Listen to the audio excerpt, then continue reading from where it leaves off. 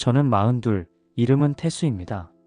영업팀에서 10수년을 굴러먹다 보니 입은 웃고 속은 울면서 사는 법을 체득했죠. 술자리에서 비위를 맞추고 숫자에 목숨을 걸며 실적이란 이름으로 자존심을 매일 내다 팔았습니다. 집에 돌아오면 애들 학원비며 전세대출 이자며 숨막히는 숫자들이 또 기다리고 있었어요. 아내는 잔소리를 멈출 줄 몰랐고 저는 피곤하다며 눈만 감았습니다. 그렇게 하루하루가 똑같이 지나가는 줄 알았어요. 그런데 그날은 아니었습니다. 저녁 무렵 초인종 소리가 났어요. 저는 반사적으로 휴대폰을 확인했습니다. 택배 예정이 없었는데 말이죠. 현관문을 열고 본 순간 숨이 턱 막혔습니다. 문 앞에 낯선 노파가 서 있었어요. 해진 코트가 몸에 달라붙어 있었고 슬리퍼는 바닥이 닳아 발가락이 드러나 있었습니다. 머리카락은 기름에 절여져 뭉텅이로 엉겨붙어 있었고 코끝엔 오래된 곰팡이 냄새 같은 게 스며 나왔어요. 처음엔 모르는 사람이 찾아온 줄 알았습니다. 그런데 눈을 더 들여다보는 순간 다리가 휘청거렸어요. 그게 제 엄마 순자였거든요. 저는 반사적으로 현관문을 반쯤만 열어두고 주변을 살폈습니다. 혹시 이웃이 볼까 싶어서 말이죠. 엄마가 왜 이런 몰골로 우리 집에 온 건지 머리가 하얘졌어요. 손에 들린 보자기가 눈에 띄었습니다. 얼룩지고 해진 천에 뭔가 묵직한 게 감춰져 있었어요. 엄마는 그걸 가슴팍에 바짝 끌어안은 채 말없이 서 있었습니다. 아내가 거실에서 나왔어요.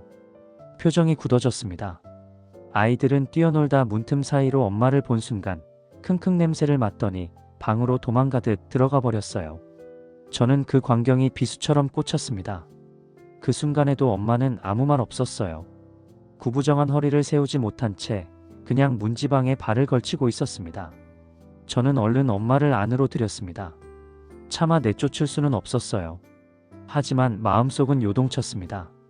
왜 하필 이렇게, 왜 하필 우리 집으로? 저는 엄마를 소파에 앉히고 물 한 잔을 내줬어요. 엄마는 두 손으로 보자기를 꼭 쥔 채 컵을 잡았습니다.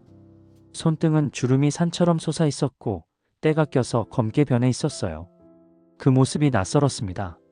제가 아는 엄마는 늘 꼿꼿했고 남들 앞에서는 체면을 중시했거든요. 그런데 눈앞에 이 사람은 완전히 무너진 그림자였습니다. 저녁 식탁을 차렸어요. 아내가 억지로 상을 차리긴 했지만 눈빛이 날카로웠습니다. 엄마는 고개를 푹 숙이고 밥만 몇 숟갈 뜯어 말았어요. 아이들은 아예 방에서 나오지도 않았습니다. 저는 억지로 밥을 넘기려 했지만 목이 막혀 한 숟갈도 삼키기 어려웠어요. 정적만 가득했습니다. 밤이 되자 엄마는 거실 바닥에 이불을 펴고 눕겠다고 했어요. 아내 눈빛이 얼음 같았습니다. 저는 괜히 분주하게 방을 오가며 다른 얘기를 꺼내려 했지만 입이 떨어지지 않았어요. 결국 엄마는 보자기를 품에 안은 채 거실에 누워 잠이 들었습니다. 저는 그 보자기에서 시선을 뗄 수 없었어요. 저게 대체 뭘까 하고 말이죠. 그날 밤 저는 거의 뜬 눈으로 새웠습니다. 부엌에서 새어나온 달빛이 거실을 희미하게 비추고 있었고 엄마가 웅크린 모습이 그림자처럼 바닥에 퍼져 있었어요. 그 그림자 끝에 보자기가 있었습니다. 저는 알 수 없는 불안감에 몸을 떨었어요. 제 삶이 오늘을 기점으로 달라질 것 같았습니다. 다음 날 아침 아내는 조용히 저를 부엌으로 불렀어요. 목소리는 낮았지만 칼처럼 서늘했습니다. 이대로 두고 볼 거냐며 애들 정서 다 망가진다고 했어요. 저는 아무 말도 못했습니다. 엄마를 내쫓을 수는 없지 않겠어요. 하지만 아내 말도 틀린 건 아니었습니다. 냄새며 몰골이며 애들 눈에 어떻게 비칠지 뻔했어요. 저는 그저 커피잔을 만지작거리며 시선을 피했습니다. 엄마는 아침 내내 소파에 앉아 있었어요. 텔레비전을 켜주어도 눈길을 주지 않았습니다. 그저 보자기만 꼭 붙잡고 있었어요. 화장실을 갈 때도 들고 갔습니다. 아내가 눈을 흘기며 제게 속삭였어요. 저 안에 뭐 있는 거 아니냐고 저렇게 들고 다니는 거 보면 말이죠. 저는 대꾸하지 못했습니다. 사실 저도 똑같은 생각을 하고 있었거든요. 점심 무렵 저는 일부러 회사에 늦게 나갔습니다. 엄마와 단둘이 있는 시간이 불편했어요. 출근길 내내 머릿속이 복잡했습니다. 왜 엄마가 이 꼴이 됐을까 하고 말이죠.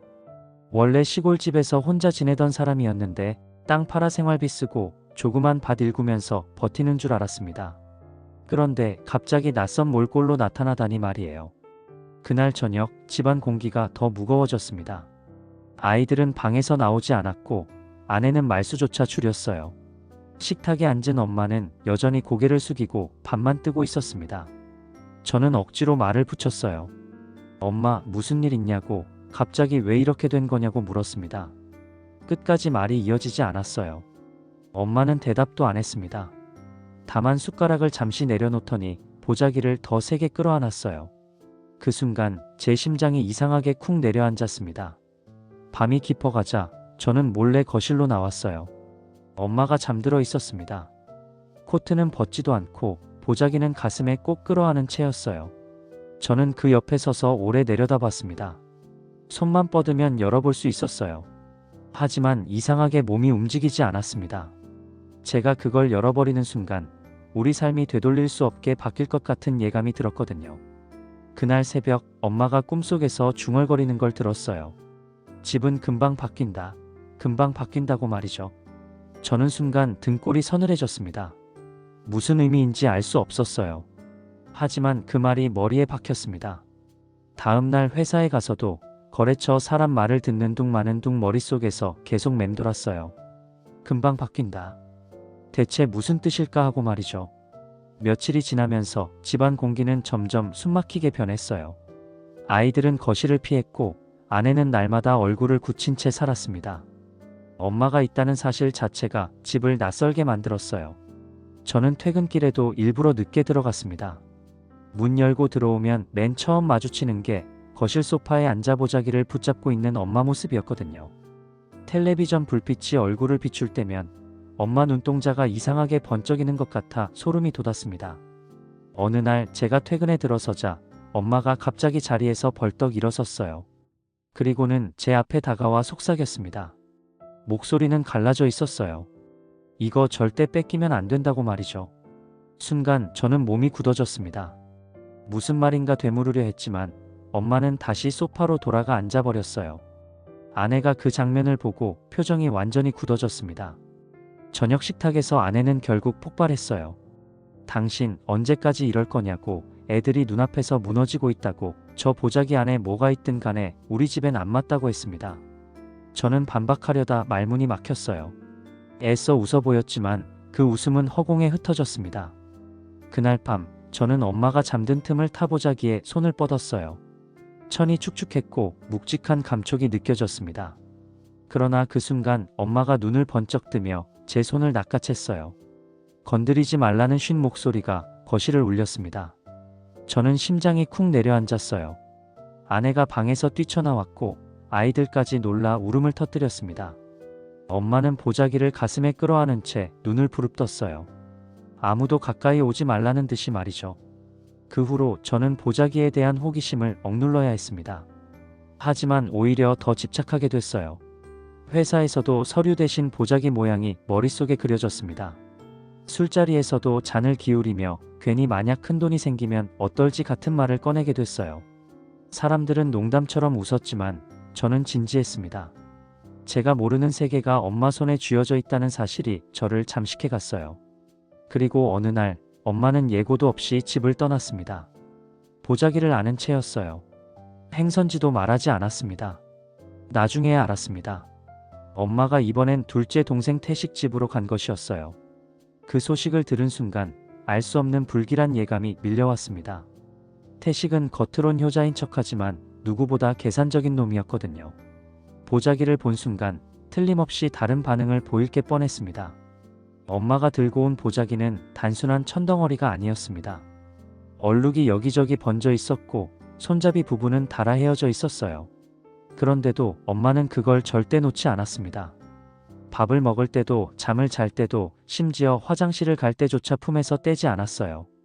저는 그 집착이 도무지 이해되지 않았습니다. 아내는 대놓고 수군거렸어요. 저 안에 뭐 있는 거냐고, 돈인지 아니면 이상한 부적 같은 거냐고 말이죠. 저는 모른 척했지만 마음 한쪽에서 같은 의심이 피어올랐습니다. 며칠이 지나면서 집안 공기는 점점 숨막히게 변했어요. 아이들은 거실을 피했고 아내는 날마다 얼굴을 굳힌 채 살았습니다. 엄마가 있다는 사실 자체가 집을 낯설게 만들었어요. 저는 퇴근길에도 일부러 늦게 들어갔습니다. 문 열고 들어오면 맨 처음 마주치는 게 거실 소파에 앉아 보자기를 붙잡고 있는 엄마 모습이었거든요. 텔레비전 불빛이 얼굴을 비출 때면 엄마 눈동자가 이상하게 번쩍이는 것 같아 소름이 돋았습니다. 어느 날 제가 퇴근에 들어서자 엄마가 갑자기 자리에서 벌떡 일어섰어요. 그리고는 제 앞에 다가와 속삭였습니다. 목소리는 갈라져 있었어요. 이거 절대 뺏기면 안 된다고 말이죠. 순간 저는 몸이 굳어졌습니다. 무슨 말인가 되물으려 했지만 엄마는 다시 소파로 돌아가 앉아버렸어요. 아내가 그 장면을 보고 표정이 완전히 굳어졌습니다. 저녁 식탁에서 아내는 결국 폭발했습니다. 당신 언제까지 이럴 거냐고, 애들이 눈앞에서 무너지고 있다고, 저 보자기 안에 뭐가 있든 간에 우리 집엔 안 맞다고 했어요. 저는 반박하려다 말문이 막혔습니다. 애써 웃어 보였지만 그 웃음은 허공에 흩어졌어요. 그날 밤 저는 엄마가 잠든 틈을 타 보자기에 손을 뻗었습니다. 천이 축축했고 묵직한 감촉이 느껴졌어요. 그러나 그 순간 엄마가 눈을 번쩍 뜨며 제 손을 낚아챘습니다. 건드리지 말라는 쉰 목소리가 거실을 울렸어요. 저는 심장이 쿵 내려앉았습니다. 아내가 방에서 뛰쳐나왔고 아이들까지 놀라 울음을 터뜨렸어요. 엄마는 보자기를 가슴에 끌어안은 채 눈을 부릅떴습니다. 아무도 가까이 오지 말라는 듯이 말이죠. 그 후로 저는 보자기에 대한 호기심을 억눌러야 했어요. 하지만 오히려 더 집착하게 됐습니다. 회사에서도 서류 대신 보자기 모양이 머릿속에 그려졌어요. 술자리에서도 잔을 기울이며 괜히 만약 큰돈이 생기면 어떨지 같은 말을 꺼내게 됐습니다. 사람들은 농담처럼 웃었지만 저는 진지했어요. 제가 모르는 세계가 엄마 손에 쥐어져 있다는 사실이 저를 잠식해 갔습니다. 그리고 어느 날 엄마는 예고도 없이 집을 떠났어요. 보자기를 아는 채였습니다. 행선지도 말하지 않았어요. 나중에야 알았습니다. 엄마가 이번엔 차남 태식 집으로 간 것이었어요. 그 소식을 들은 순간 알 수 없는 불길한 예감이 밀려왔습니다. 태식은 겉으론 효자인 척하지만 누구보다 계산적인 놈이었거든요. 보자기를 본 순간 틀림없이 다른 반응을 보일 게 뻔했어요. 태식에게서 전화가 왔을 때 목소리가 들떠 있었습니다. 형, 엄마 지금 우리 집에 와 계시는데 참 걱정된다고, 상태가 좀 이상하다고 했어요. 저는 태연한 척 물었습니다. 보자기 얘기는 안 하냐고 말이죠. 잠시 정적이 흘렀어요.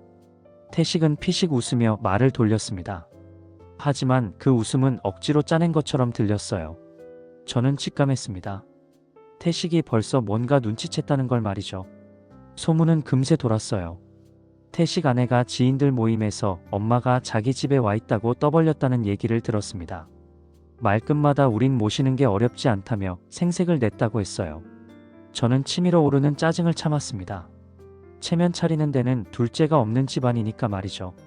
하지만 제 신경을 더 곤두서게 한 건 다른 부분이었어요. 태식이 요즘 토지 개발 계획이니 보상금이니 하는 말을 자주 꺼낸다는 사실이었습니다. 엄마 보자기와 연결되지 않을 수 없었어요. 저는 결국 태식을 만났습니다. 술자리를 빙자했지만 속내는 뻔했어요. 잔을 몇 번 돌린 후 태식이 불쑥 말했습니다. 형, 요즘 시세 알지? 우리 동네 땅값 장난 아니라고. 개발 들어가면 몇십억은 기본이라고 했어요.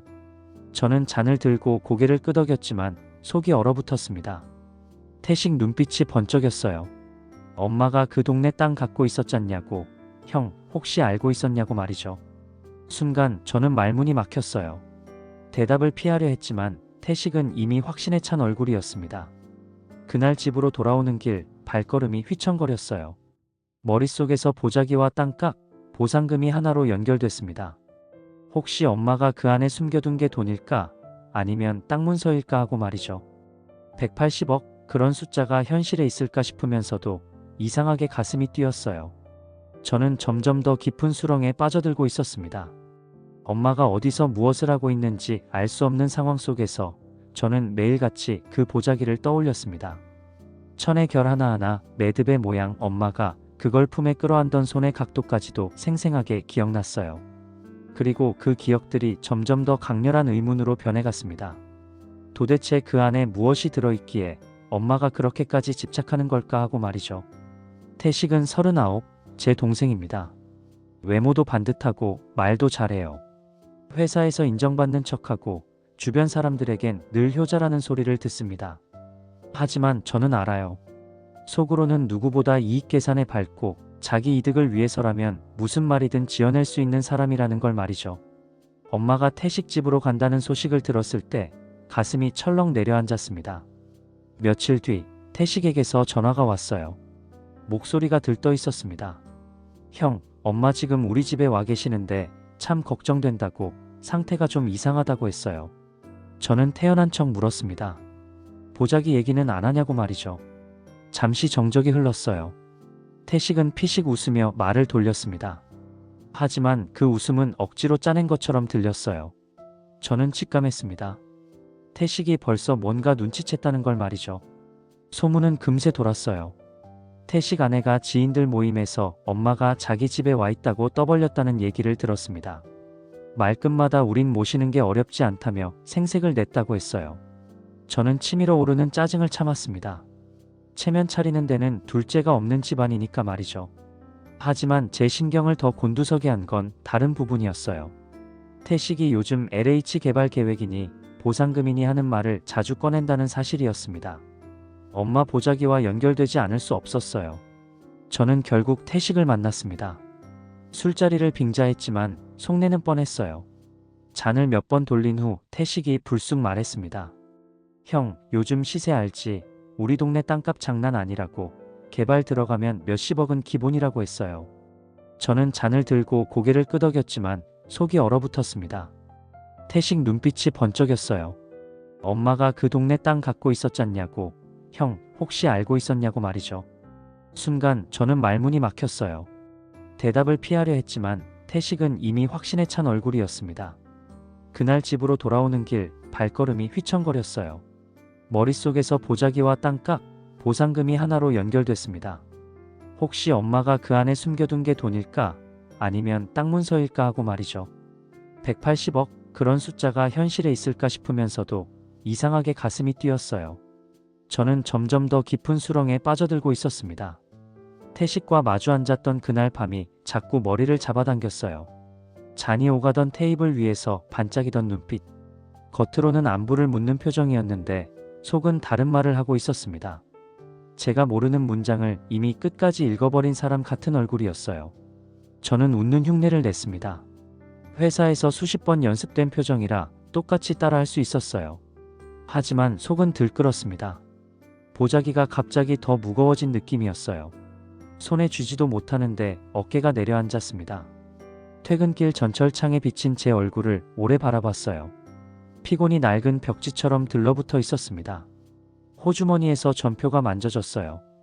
애들 학원비 납부 확인, 카드값 결제 예정 알림. 숫자들의 행렬이 머릿속으로 줄줄이 걸어 나왔습니다. 그 행렬맨 앞에서 작은 천 조각이 흔들렸어요. 엄마가 품고 있던 얼룩진 보자기. 그게 제 삶의 결말을 들고 있는 것처럼 보였습니다. 모든 길이 그 천 조각으로 이어졌어요. 심장이 둔탁하게 울렸습니다. 집에 도착해 신발을 벗으면서 생각했어요. 만약 정말 큰 돈이라면. 상상은 금지라고 스스로를 다그쳤지만 상상은 더 빨랐습니다. 대출을 갚고 아이들 학원을 2개 줄이고 다른 2개를 더 붙이고 아내가 감춰두고 말 못하던 치과 치료를 시키고 거실 소파 천을 갈아 끼우고 냉장고를 고치고 하나둘 늘어나는 목록이 천장을 기어올랐어요. 그러다 문득 멍해졌습니다. 왜 제가 먼저 나눌 생각을 하고 있지? 제 돈도 아닌데 말이죠. 그 순간 혼자 피식 웃음이 났어요. 웃음 끝은 금방 마르고 입술이 갈라졌습니다. 그 다음 주말에 태식을 다시 만났어요. 이번엔 어색한 농담도 없었습니다. 형제 사이에서 공기가 말 대신 움직였어요. 태식이 의도적으로 몸을 뒤로 젖히고 발끝을 흔들었습니다. 저는 그게 자신감의 몸짓이 아니라 초조의 변주라는 걸 알아차렸어요. 오랫동안 타인의 표정을 계산해온 버릇이 쓸데없이 정확할 때가 있습니다. 보자기의 무게가 태식의 발끝으로 이동해 떨리는 것처럼 보였어요. 저는 의식적으로 시선을 피했습니다. 태식이 말하지 않아도 이미 알고 있다는 신호를 감추려 했거든요. 그러나 손가락이 저도 모르게 테이블 모서리를 두드렸어요. 3번씩 박자를 맞추는 제 버릇. 아내가 스트레스 징후라고 말하던 그 습관 말이죠. 태식이 갑자기 어머니의 옛집을 언급했습니다. 개발 표지판이 세워졌다는 소문, 주민설명회가 열렸다는 안내장, 몇 년 전부터 미뤄진 보상이 드디어 움직인다는 호들갑. 단어들이 차갑게 방바닥을 굴러갔어요. 저는 그 말들을 모아 하나의 그림을 그렸습니다. 유치장처럼 좁고 눅눅하던 부엌, 장판이 들뜨고 벽지에 곰팡이 꽃이 피던 방. 거기서도 엄마는 옷소매를 걷고 국을 끓였어요. 그 집을 떠날 때 엄마는 뒤돌아보지 않았습니다. 오래된 물건을 버릴 때처럼 담담했어요. 그 표정에 제가 미처 읽지 못한 문장이 숨어 있었다는 사실을 지금에야 알아차렸습니다. 밤이 되어 태식에게서 연락이 왔어요. 태식은 당연한 수순처럼 개발 자료를 모아두고 있었습니다. 감정평가 리포트, 보상 산식, 비교표. 그 자료들은 수치의 언어로 우리의 삶을 설명했어요. 태식의 말투에서 자신감이 느껴졌습니다.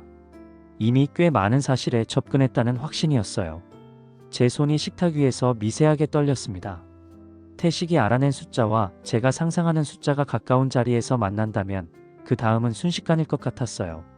저는 숨을 고르고 마음을 눌렀습니다. 아직 누구도 중심을 잡지 못했어요. 중심을 잡는 사람이 결국 이야기를 줄 거라는 걸 알았습니다. 저는 그 사실이 무섭고도 끌렸어요. 무서움과 끌림이 동시에 솟구쳤습니다. 태식과 마주 앉았던 그날 밤이 자꾸 머리를 잡아당겼어요.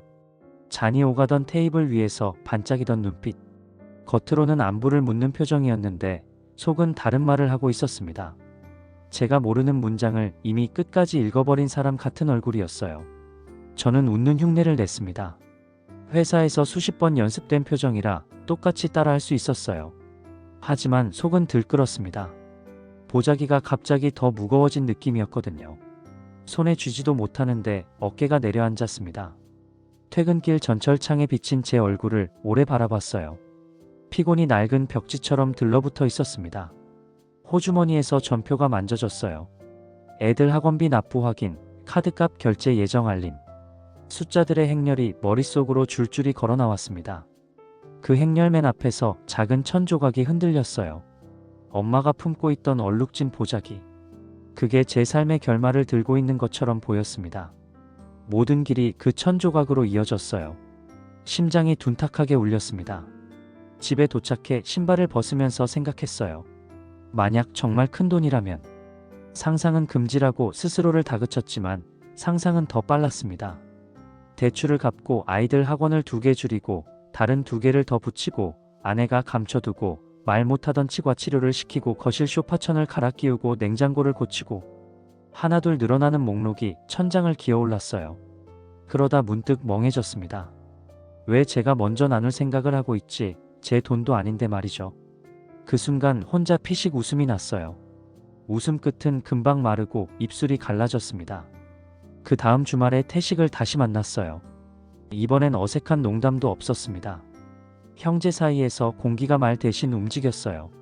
태식이 의도적으로 몸을 뒤로 젖히고 발끝을 흔들었습니다. 저는 그게 자신감의 몸짓이 아니라 초조의 변주라는 걸 알아차렸어요. 오랫동안 타인의 표정을 계산해온 버릇이 쓸데없이 정확할 때가 있습니다. 보자기의 무게가 태식의 발끝으로 이동해 떨리는 것처럼 보였어요.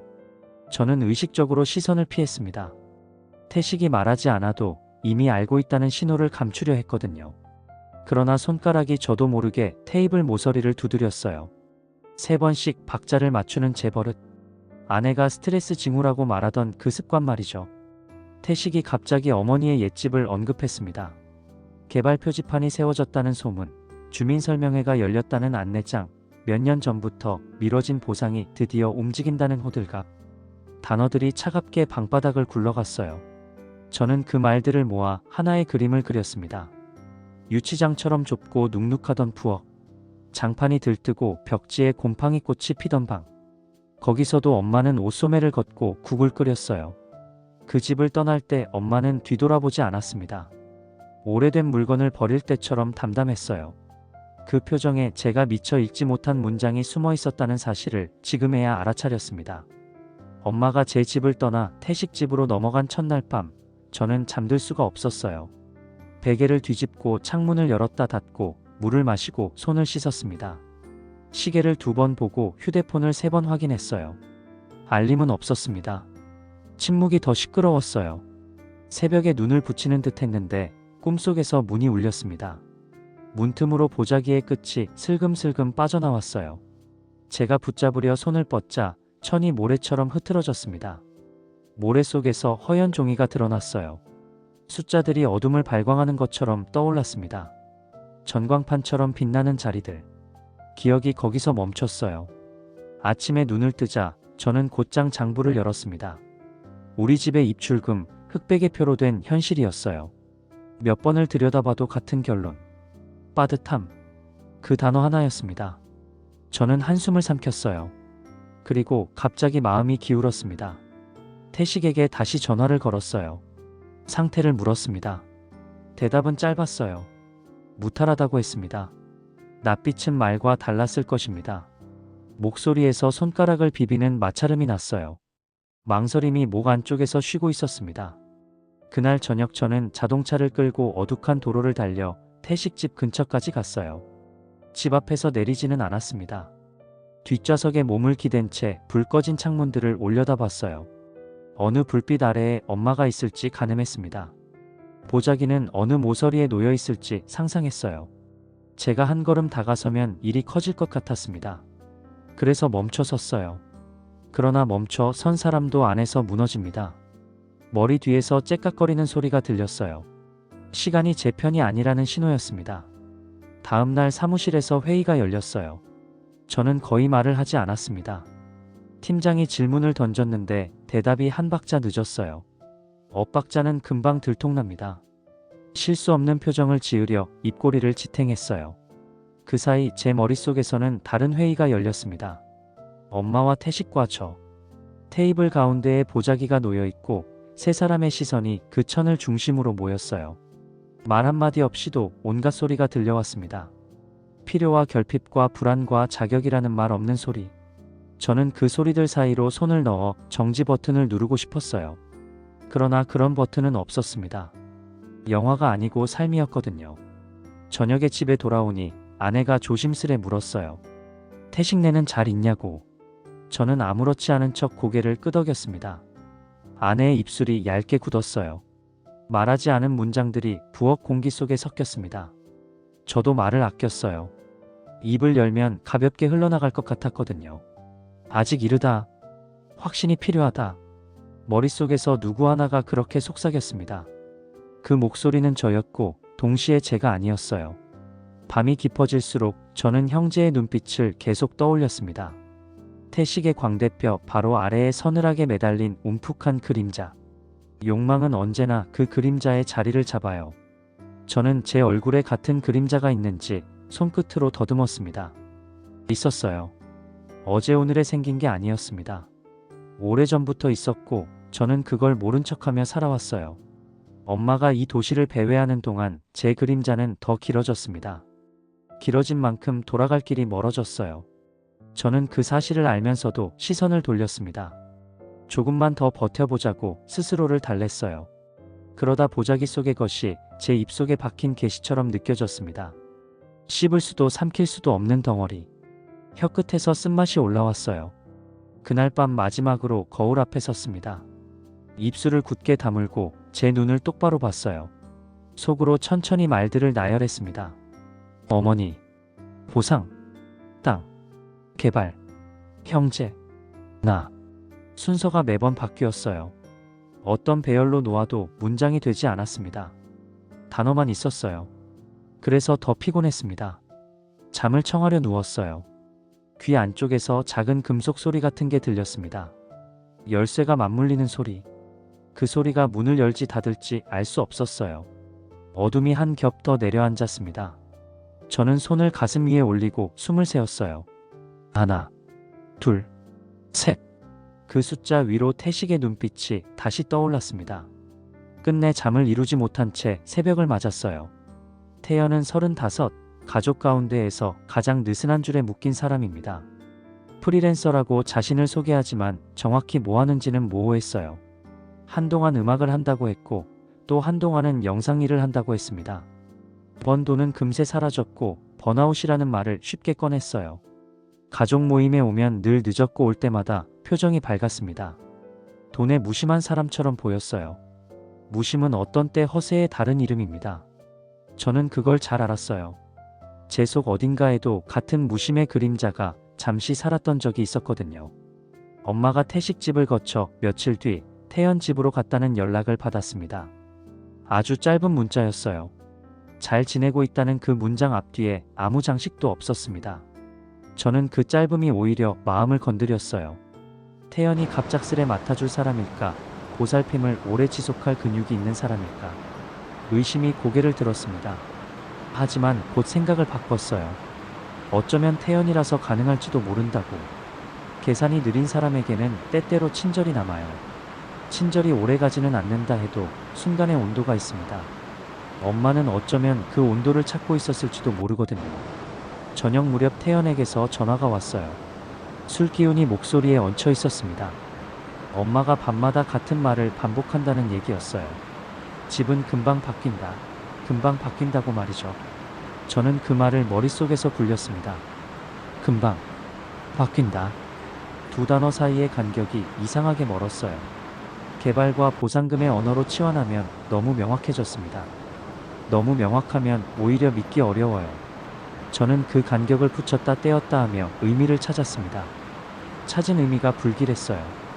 다음 날 저는 태연 집으로 향했습니다. 오래된 연립의 계단이 젖어 있었어요. 비가 오지 않았는데도 계단은 늘 젖어 있는 법입니다. 축축한 냄새가 배어 올라왔어요. 초인종을 누르니 안에서 바스락거리는 소리가 났습니다. 태연이 대충 묶은 머리로 문을 열었어요. 제 얼굴을 보자 반가움과 피곤이 섞인 표정이 지나갔습니다. 방 안으로 들어가니 천장이 낮았어요. 속옷이 걸린 빨래가 머리 위를 스쳤습니다. 싱크대에 설거지가 쌓여 있었고 냄비는 엷은 국물을 머금은 채 불을 끈 상태로 놓여 있었어요. 그 가운데 거실 한쪽에 얇은 요가 깔려 있었고 그 위에 엄마가 앉아 있었습니다. 보자기는 여전히 품에 있었어요. 엄마의 몰골은 처음 우리 집에 왔을 때와 크게 다르지 않았습니다. 다만 눈빛이 더 깊숙이 들어가 있었어요. 며칠 사이 사람이 더 멀리 걸어간 느낌이었습니다. 살은 조금 더 빠졌고 손등의 핏줄은 더 또렷했어요. 저는 인사를 하고 맞은편에 앉았습니다. 말을 꺼내려다 멈췄어요. 질문이 너무 많아 첫 번째 질문을 선택할 수 없었거든요. 어머니는 아무 말 없이 제 얼굴을 잠깐 살피더니 아주 미세하게 고개를 끄덕였어요. 그 끄덕임에 이상한 안도감이 흘렀습니다. 아직 완전히 잃지 않았구나. 저를 아는 사람의 눈빛이 남아있구나 하고 말이죠. 태연은 부엌으로 가 커피를 내리는 척했어요. 사실은 손을 가만두지 못해 뭔가를 해야 하는 사람의 몸짓이었습니다. 저는 방을 둘러보다가 한 장의 종이를 보았어요. 벽에 푸시핀으로 꽂힌 주민설명회 안내문이었습니다. 시에서 발행한 인쇄물의 활자들이 딱딱하게 서 있었어요. 일정과 장소, 문의 연락처. 순간 심장이 쿵 내려앉았습니다. 엄마가 반복하던 말을 설명하는 문장이 벽에 붙어 있었거든요. 저는 고개를 돌렸습니다. 엄마의 보자기가 가슴께에서 아주 미세하게 움직였어요. 천 속에서 종이의 각이 느껴진다는 착각이 들었습니다.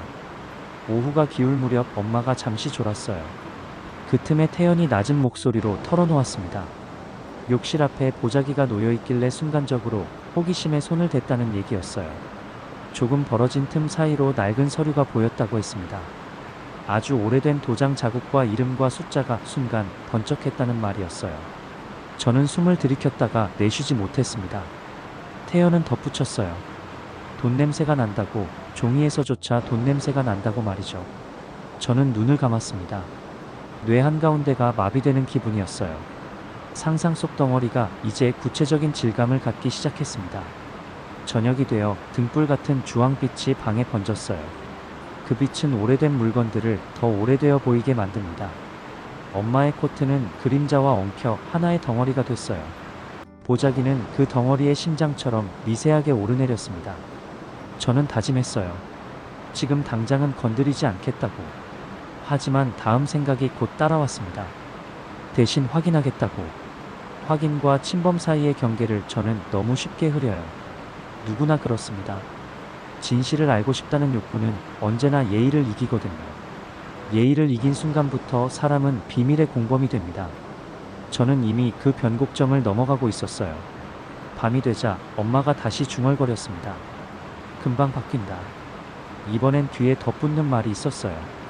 기다리면 안 된다고. 그 말이 제 귀에 매달렸습니다. 기다리면 안 된다. 무엇을, 누구를? 제가 기다리는 쪽인지 아니면 기다림의 대상인지 헷갈렸어요. 잠시 후 엄마는 조용해졌습니다. 숨소리만 작게 들렸어요. 태연은 창문을 조금 열었습니다. 바깥 공기가 들어왔어요. 먼지 냄새와 오래된 콘크리트 냄새가 섞였습니다. 저는 서서히 자리에서 일어났어요. 돌아가야 했습니다. 그러나 발이 떼어지지 않았어요. 보자기의 가장자리가 달빛을 받아 옅은 빛을 냈습니다. 그 빛이 저를 붙잡았어요. 현관 앞에서 태연이 제 어깨를 잡았습니다. 말없이 고개를 끄덕였어요. 그 끄덕임은 물러서라는 뜻도 아니고 서두르라는 뜻도 아니었습니다. 그냥 알겠다는 표시였어요. 형제끼리는 때때로 그 정도면 충분합니다. 저는 계단을 내려왔어요. 계단 아래에서 위를 올려다보니 문틈의 빛이 얇게 흘렸습니다. 그 얇은 빛 아래에서 우리 셋이 같은 시간을 견디고 있었어요. 엄마는 잠들어 있었고 태연은 숨을 죽이고 있었고 저는 비로소 방향을 잃었습니다. 바람이 층계참을 지나며 소리를 냈어요. 아주 오래된 악기에서 나는 소리 같았습니다. 저는 그 소리를 따라 밖으로 나왔어요. 길가에 서서 주머니에서 휴대폰을 꺼내 들었습니다. 아무 번호도 누르지 못하고 다시 넣었어요. 집으로 돌아가는 동안 제 머릿속에서는 똑같은 문장이 반복 재생됐습니다. 기다리면 안 된다. 그 말이 휘발되지 않았어요. 다음날 무엇을 할지 이미 정해진 기분이었습니다. 제가 정한 게 아니라 정해진 길로 밀려가는 느낌이었어요. 눈앞에 신호등이 초록으로 바뀌는 순간 저는 엑셀을 깊게 밟았습니다. 회사에 출근해도 아무것도 눈에 들어오지 않았어요. 거래처 사람이 무슨 말을 하는지, 회의에서 어떤 보고가 오갔는지 머릿속에 단 한 줄도 남지 않았습니다. 오직 엄마의 보자기, 그리고 그 안에 있을지도 모를 서류와 돈, 그 그림자만이 눈앞에서 아른거렸어요. 모니터 화면에 숫자들이 줄줄이 흘러가는데 그 숫자들은 제가 볼수록 지워지고 대신 커다란 0이 계속 떠올랐습니다. 0 뒤에 줄줄이 붙는 0들. 마치 전광판처럼 빛나는 숫자가 머릿속을 가득 채웠어요. 퇴근길, 집으로 향하는 발걸음이 무겁기만 했습니다. 집 앞에 서면 언제나 제 어깨 위로 돌덩이가 얹히는 기분이었어요. 문을 열면 아내의 차가운 눈빛이 기다리고 있었습니다. 언제까지 엄마 문제를 모른 척할 거냐는 그 말이 날카롭게 꽂혔어요. 저는 짧게 한숨을 내쉬고 소파에 털썩 주저앉았습니다. 엄마가 떠난 뒤로 집은 조용해졌지만 그 조용함이 오히려 무거운 압박처럼 느껴졌어요. 아이들은 눈치를 보며 말을 줄였습니다. 우리 집의 공기 전체가 눅눅한 비밀에 젖어버린 것 같았어요. 밤이 되면 더 심했습니다. 잠을 청하려 누워도 눈을 감으면 엄마의 목소리가 귀에 맴돌았어요. 집은 금방 바뀐다. 그 말이 자꾸 다른 의미로 들렸습니다. 집이 무너진다는 뜻인지 아니면 집이 돈으로 변한다는 뜻인지. 저는 자꾸만 그 말을 곱씹었어요. 어느새 머릿속에서 그 말이 제가 붙잡아야 할 해답처럼 굳어지고 있었습니다. 며칠 뒤 태연에게서 전화가 왔어요. 목소리가 낮았습니다. 형, 어제 엄마가 갑자기 밖으로 나가려고 했다고. 보자기를 품에 안고 말이죠. 자기가 겨우 붙잡았는데 그때 손에서 무언가 떨어졌다고 했어요. 서류 같았다는 겁니다. 저는 숨이 멎는 것 같았어요. 태연이 이어 말했습니다. 잠깐 봤는데 도장이 찍혀 있더라고. 지급하긴 이런 글자가 있었다고 말이죠. 심장이 두근거리다 못해 귀 안에서 북소리처럼 울렸습니다. 저는 당장 차를 몰고 태연 집 앞까지 갔어요. 그러나 문 앞에 서서도 벨을 누르지 못했습니다. 안으로 들어가면 무언가 되돌릴 수 없는 게 시작될 것 같았거든요. 그래서 그저 현관 불빛만 오래 바라보다 돌아섰습니다. 돌아오는 길, 가로등 불빛 아래 제 그림자가 기묘하게 길게 늘어졌어요. 마치 다른 사람처럼 보였습니다. 제가 제 그림자를 따라가고 있는 건지 아니면 그림자가 저를 끌고 가는 건지 알 수 없었어요. 집에 도착해 거실 불만 켜두고 앉아 있었습니다. 아내는 그런 저를 못마땅하게 바라봤어요. 당신 요즘 이상하다고, 말도 없고 집에 있어도 없는 것 같다고 했습니다. 저는 아무 대답도 하지 못했어요. 속마음을 털어놓을 수도 없었습니다. 제 입에서 보자기 이야기가 나오는 순간 아내 눈빛은 또 다른 방향으로 바뀔 게 뻔했거든요. 욕망은 전염됩니다. 한번 불을 붙이면 걷잡을 수 없어져요. 저는 침묵하는 게 차라리 안전하다고 스스로를 설득했습니다. 하지만 그날 밤 저는 꿈을 꿨어요. 엄마가 보자기를 품은 채 집 안을 서성였습니다. 얼굴은 보이지 않았어요. 몸이 그림자로만 존재하는 것 같았습니다. 그 그림자가 제 방문 앞에 서더니 문틈으로 속삭였어요. 기다리면 안 된다고 말이죠. 저는 그 말에 벌떡 일어나 땀에 젖은 채 새벽을 맞았습니다. 그 순간 확신했어요. 이제는 저도 움직여야 한다는 걸 말이죠. 다음 날 회사에서도 집중이 안 됐습니다. 동료들이 뭔가를 물어봐도 대답이 엇나갔어요. 점심시간에 혼자 앉아 있으면서 계속 생각했습니다. 엄마가 왜 그런 몰골로 우리를 찾아왔는지, 보자기 안에 정말 그 많은 돈이 들어있는 건지, 태연이 본 서류가 진짜라면 그 돈은 우리 가족의 미래를 바꿔놓을 수도 있었어요. 아이들 교육비 걱정도, 대출 이자 걱정도 모든 게 한순간에 사라질 수 있는 금액이었습니다. 그러나 동시에 불안했어요. 그 돈이 정말 존재한다면 우리 형제들은 어떻게 될까요? 지금도 태식은 계산기를 두드리고 있을 테고 태연은 양심과 욕망 사이에서 흔들리고 있을 거예요. 저 역시 마찬가지였습니다. 가족이라는 이름 아래 숨겨져 있던 욕망들이 하나둘 수면 위로 떠오르고 있었어요. 그리고 그 욕망들이 우리를 어디로 이끌지 알 수 없어 두려웠습니다. 저녁에 집에 돌아와서도 마음이 무거웠어요. 아내와 아이들의 일상적인 대화 소리가 귀에 들리지 않았습니다. 제 머릿속은 온통 보자기와 서류와 숫자들로 가득했어요. 그리고 그 모든 것의 중심에 엄마가 있었습니다. 왜 엄마는 그런 방법을 택했을까요? 왜 거지 행색으로 우리를 시험하려 했을까요? 그 답을 알고 싶었지만 동시에 알기가 두려웠어요. 진실을 마주하는 순간 되돌릴 수 없는 일들이 시작될 것 같았거든요. 며칠 후 태연이 다시 전화를 걸어왔어요. 목소리가 흥분으로 떨리고 있었습니다. 형, 큰일 났다고. 자기가 잠깐 방을 비운 사이에 보자기가 열려 있었다는 겁니다. 엄마가 깜빡한 것 같다고 했어요. 그 안에 태연은 숨을 고르더니 낮게 속삭였습니다. 현금이랑 서류가 있었다고 낡았는데 도장도 선명했다고, 숫자가 엄청 컸다고 말이죠. 저는 말이 막혔어요. 휴대폰을 쥔 손이 땀으로 젖었습니다. 얼마나 되냐고 묻는 제 목소리가 갈라졌어요. 태연은 정확히 말하지 않았습니다. 그냥 우리 같은 사람은 평생 만져도 못 만질 돈이라고 했어요. 그 말만으로도 충분했습니다. 머릿속이 하얘졌어요. 드디어 퍼즐이 맞춰졌습니다. 엄마가 왜 거지처럼 나타났는지, 왜 보자기를 절대 놓지 않았는지, 그 안에 180억이라는 돈이 숨어 있다는 사실이 선명하게 떠올랐어요. 저는 미친 듯이 차를 몰았습니다. 태연 집에 도착했을 때 이미 엄마는 보자기를 가슴에 꼭 끌어안고 있었어요. 눈빛이 날카롭게 빛났습니다.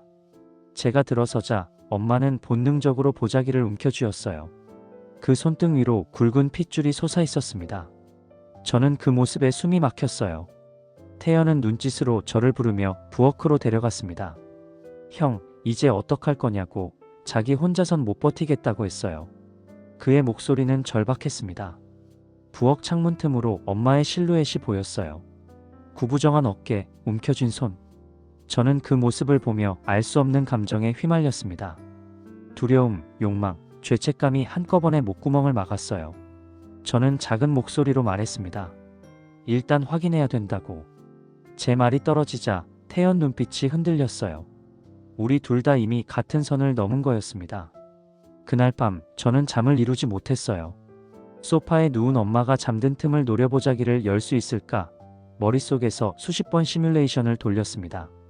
그러나 동시에 엄마의 목소리가 떠올랐어요. 건드리지 말라는 그 쉰 목소리가 귓가를 맴돌았습니다. 결국 저는 움직이지 못했어요. 대신 불안만 더 키웠습니다. 아침이 되자 엄마가 다시 중얼거렸어요. 집은 금방 바뀐다. 기다리면 안 된다고. 이번엔 확실히 저를 바라보고 말했습니다. 그 눈빛이 제 가슴을 꿰뚫었어요. 저는 도망치듯 집을 나섰습니다. 회사로 가는 길 손이 계속 떨렸어요. 가슴은 벌집처럼 허공에 흔들렸습니다. 저는 그날 알았습니다. 이제 단순한 호기심이 아니라는 걸 말이죠. 그 돈은 우리 모두를 끌어당기는 자석이었어요. 그리고 저는 이미 그 자석에 붙어버렸습니다. 벗어날 수 없다는 걸 뼛속까지 느꼈어요. 태연의 말을 들으면서 저는 계속 생각했습니다. 180억이라는 숫자가 현실에서 어떤 의미인지 말이죠. 그 돈이 있으면 제 인생이 어떻게 바뀔까요? 아이들을 더 좋은 학교에 보낼 수 있고 아내의 꿈이었던 작은 가게도 차려줄 수 있어요. 무엇보다 매달 쪼들리는 생활비 걱정에서 벗어날 수 있습니다. 그런 상상들이 머릿속에서 꼬리에 꼬리를 물고 이어졌어요. 하지만 동시에 무서웠습니다. 그 돈을 둘러싸고 형제들이 어떻게 변할지, 가족이 어떻게 깨질지. 태식은 이미 계산기를 두드리고 있을 테고 태연도 양심과 욕망 사이에서 흔들리고 있을 거예요. 그리고 저 역시 마찬가지였습니다. 가족이라는 이름으로 포장했지만 결국은 돈에 대한 욕망이었어요. 엄마는 왜 이런 방법을 택한 걸까요? 왜 거지 행색으로 우리를 돌아다니며 시험했을까요? 어쩌면 엄마도 알고 있었는지도 몰라요. 이 돈이 가족을 하나로 묶을 수도 있지만 반대로 완전히 갈라놓을 수도 있다는 걸 말이죠. 그래서 미리 우리의 마음을 들여다보고 싶었던 건 아닐까 하는 생각이 들었어요. 저는 태연 집을 나와 혼자 걸었습니다. 밤 공기가 차갑게 뺨을 스쳤어요. 보자기 안에 그 돈이 진짜라면 내일부터 우리의 삶은 완전히 달라질 거예요. 그런데 그 변화가 좋은 방향일지 나쁜 방향일지 알 수가 없었습니다. 다만 한 가지는 확실했어요. 이제는 되돌릴 수 없는 길에 들어섰다는 것. 그리고 그 길의 끝에서 우리가 어떤 모습으로 만날지 아무도 알 수 없다는 것이었습니다. 태연 집에서 나와 바로 방향을 틀었어요. 머릿속에서 오래 미뤄둔 이름이 또렷해졌습니다. 박성도 56, 엄마와 거래했던 집주인, 무뚝뚝하고 과거를 피하는 성격이었어요. 이름을 되뇌니 오래전 장면이 따라왔습니다.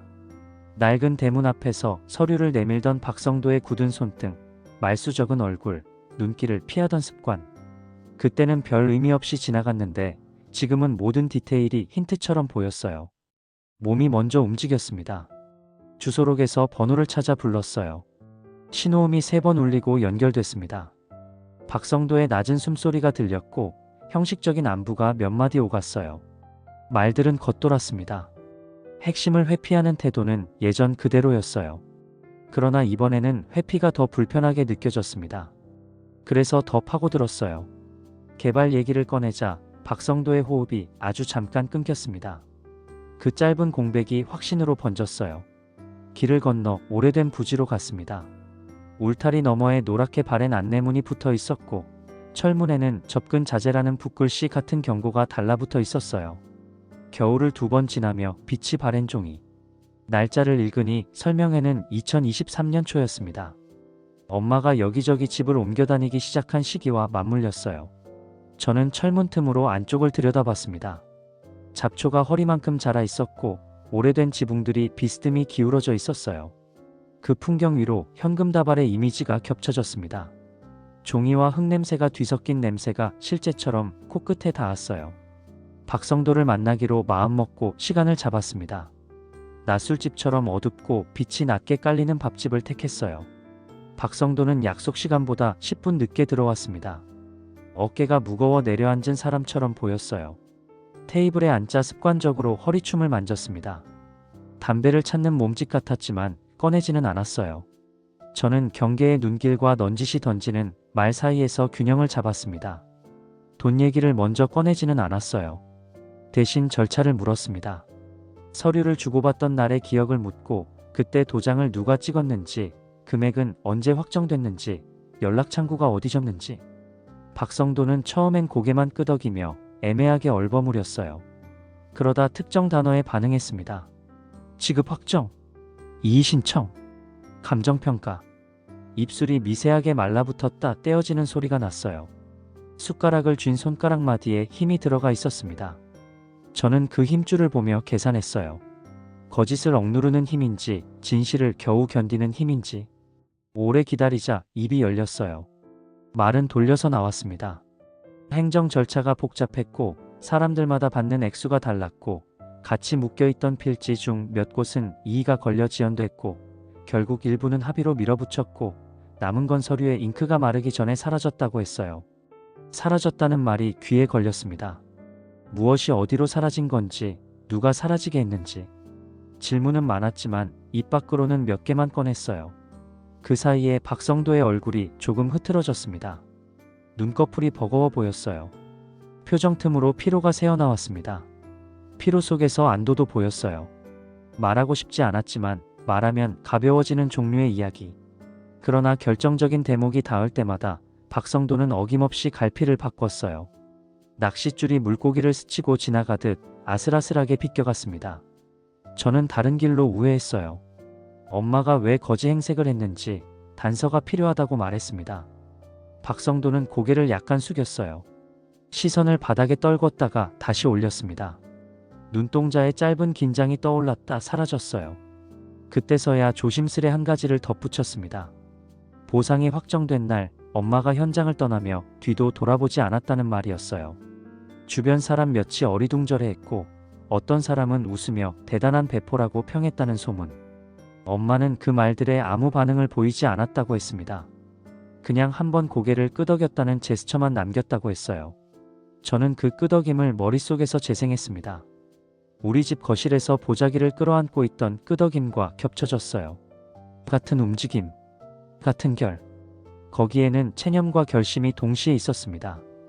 밥집을 나와 좁은 골목으로 들어섰어요. 오후 빛이 길게 늘어졌습니다. 제 그림자가 벽돌담에 걸렸어요. 박성도의 그림자와 겹쳤다가 갈라졌습니다. 저는 발걸음을 멈추고 속으로 정리했어요. 엄마는 돈을 감췄습니다. 이유는 아직 모르겠어요. 그러나 감춘 방식은 명확했습니다. 몸을 비워 감춘다. 체면을 버려 감춘다. 보자기를 품고 동네마다 떠돈다. 도움이 필요한 노인의 얼굴을 고집한다. 시험인지 방어인지 판단이 서지 않았어요. 다만 이 모든 과정이 서류의 잉크가 마르기까지의 시간과 묘하게 겹친다는 사실이 계속 마음을 찔렀습니다. 잉크가 마르는 동안 사람이 시험을 치른다. 시험을 통과하면 잉크가 완전히 붙고 실패하면 잉크가 번진다. 번진 잉크는 흔적을 남긴다. 집으로 돌아와 오래된 상자를 꺼냈어요. 아버지 제삿날마다 쓰던 촛대와 향로가 들어있는 상자였습니다. 그 아래에 엄마가 남긴 메모들이 몇 장 있었어요. 장보기 목록과 전기요금 납부일과 비상연락처. 거기에 작은 필체로 한 줄이 끼어 있었습니다. 집은 금방 바뀐다. 메모에는 날짜가 적혀 있었어요. 2022년 말. 보상금을 받은 시점과 일치했습니다. 저는 종이를 오래 바라봤어요. 엄마가 쓴 글씨는 늘 힘이 있었습니다. 이번에도 그랬어요.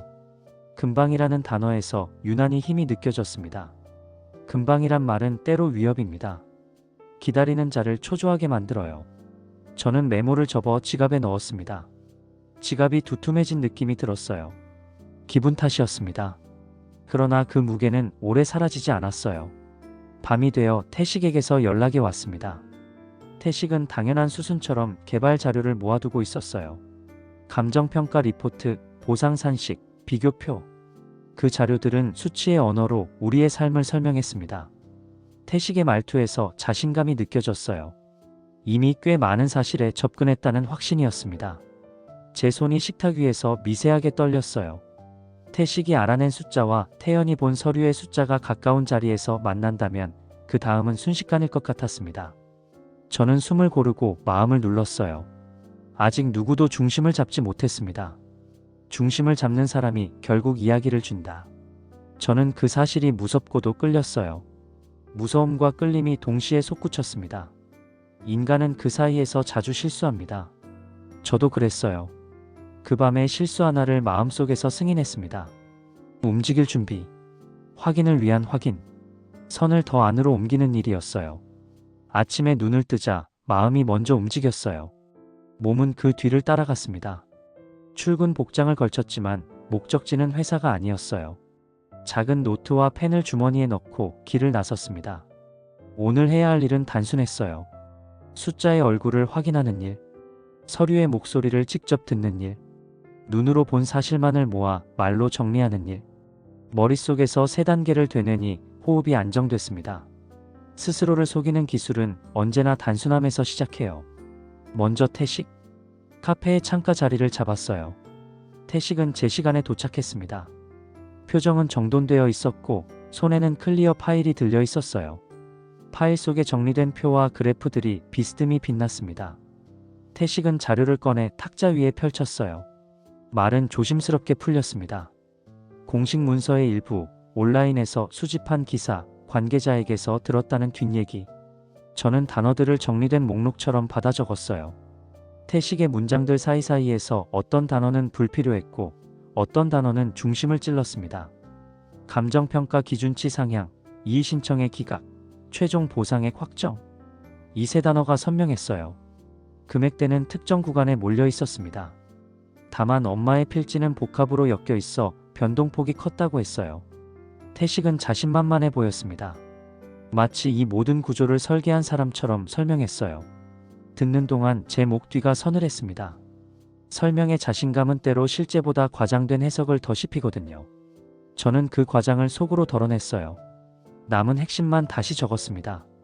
최종 확정액이 상식으로 상상 가능한 수준을 넘어섰다는 점. 그리고 그 숫자가 사람을 바꾸는 속도로 작동한다는 점. 태식을 떠나 나오며 길가 벤치에 앉아 숫자를 곱씹었어요. 오랜만에 숫자가 마치 생물처럼 움직였습니다. 장부에서 보던 죽은 숫자와 달랐어요. 이 숫자는 온기가 있었습니다. 사람의 표정과 발걸음과 목소리를 바꾸는 온도. 그 온도를 몸이 먼저 알아챘어요. 손끝이 살짝 떨렸습니다. 떨림을 숨기려 주먹을 쥐었어요. 손등에 핏줄이 올라왔습니다. 어제 본 엄마의 손등이 떠올랐어요. 핏줄이 선명한 손이 보자기를 더 깊게 끌어안는 장면. 비밀의 무게가 손등을 통해 밖으로 드러났습니다. 무게는 늘 흔적을 만들어요. 그 흔적을 따라가면 중심에 닿습니다. 저는 다시 움직였어요. 중심으로 가는 길은 하나뿐이었습니다. 보자기. 태연 집 초인종 앞에 섰어요. 태연은 자다 깬 얼굴이었습니다. 피곤이 이마에 접힌 주름 사이에 고여 있었어요. 방 안은 여전히 어수선했고 싱크대에는 컵이 뒤집혀 있었습니다. 엄마는 창가 쪽 요 위에 앉아 있었어요. 햇빛이 사선으로 들어와 보자기의 주름을 도드라지게 만들었습니다. 천의 결 오래 만져 생긴 광택, 모서리의 다른 자리. 사소한 디테일들이 고요한 소음처럼 방을 채웠어요. 저는 인사를 하고 맞은편에 앉았습니다. 말은 최대한 덜했어요. 말이 많아지면 진실은 틈으로 도망갑니다. 침묵이 길어질수록 천의 표면에 시선이 붙었어요. 박음질의 간격을 세듯 마음을 가다듬었습니다. 태연이 낮은 목소리로 속삭였어요. 전날 밤에 보자기가 한 번 더 열렸다고 했습니다. 엄마가 잠결에 손을 놓았고 천이 약간 벌어졌다고 했어요. 틈 사이로 종이의 모서리와 도장색이 보였다고 했습니다. 숫자의 앞자리 몇 개가 한눈에 들어왔다고 했어요. 그 앞자리는 상식으로 감당하기 어려운 자리였다고 했습니다. 태연의 말은 조심스러웠어요. 무심을 가장하던 태연의 얼굴에서 오늘은 가장이 사라져 있었습니다. 사라진 자리에서 책임이 모습을 드러냈어요. 저는 그 표정을 보고 마음이 흔들렸습니다. 이 이야기는 이제 형제 셋의 문제가 아니라 각각의 양심이 받아야 할 무게가 됐어요. 무게는 나눠지지 않습니다. 사람마다 들 수 있는 무게가 달라요. 같은 숫자라도 다른 질감으로 내려앉습니다. 제 어깨에 내려앉은 질감은 차갑고 단단했어요. 움직일 때마다 살이 베이는 느낌. 저는 자세를 고쳐 앉았어요. 마음속으로 선을 그었습니다. 오늘 안에 확인한다. 다만 손으로 직접 건드리지는 않는다. 엄마를 자극하지 않는다. 문장을 최대한 단순하게 만들었어요. 단순한 문장만이 몸을 움직입니다. 태연에게 눈짓을 보냈어요. 태연은 작은 숨을 고르고 자리에서 일어나 물컵을 가지러 갔습니다. 엄마의 시선이 잠시 태연을 따라갔다가 돌아왔어요. 시선이 돌아오는 길에 제 눈과 부딪혔습니다. 아주 짧은 순간이었어요. 그러나 그 순간에 많은 말이 오갔습니다. 의심과 경계와 피로와 단호함. 저는 고개를 아주 조금 숙였어요. 허락을 구하는 몸짓과 다르지 않은 각도였습니다. 엄마의 눈썹이 미세하게 떨렸어요. 무엇을 허락했는지 분간할 수 없었습니다. 다만 피하지 않았다는 사실만 남았어요. 태연이 싱크대로 가는 동안 저는 손바닥을 무릎 위에 올려놓고 힘을 뺐어요. 눈은 보자기의 모서리에 붙였습니다. 모서리에 실밥 한 올이 서 있었어요. 그 한 올이 떨리다가 멈췄습니다. 창밖에서 바람이 불어들어와 커튼을 아주 조금 흔들었어요. 그 흔들림이 천의 표면을 스쳤습니다. 서류의 각이 천 아래에서 낮게 울렸어요. 소리는 없었지만 저는 울림을 들었습니다. 종이가 내는 묵음. 그 묵음이 제 가슴뼈를 두드렸어요. 그때 엄마의 손이 움직였습니다. 보자기를 더 깊게 품에 끌어당겼어요. 순간 방 안의 공기가 한치 더 좁아졌습니다. 저는 몸을 뒤로 살짝 물렸어요. 한 걸음 물러난다는 신호를 보냈습니다.